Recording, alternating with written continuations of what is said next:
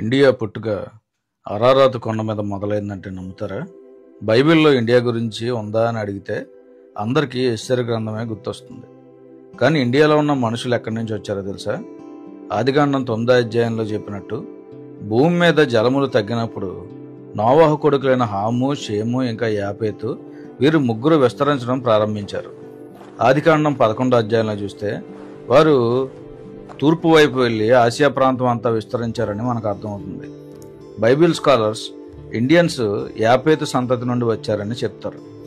యాపేతు కొడుకుల్లో ఒక్కడైన మాదాయి తూర్పు వైపు వెళ్ళి ఇండో ఇరానియన్ ఇంకా ఇండో ఆరియన్ తెగలకు పితరుడిగా మారాడు. ఈ ఇండో ఆరియన్ నుండే ఇండియా దేశం వచ్చింది.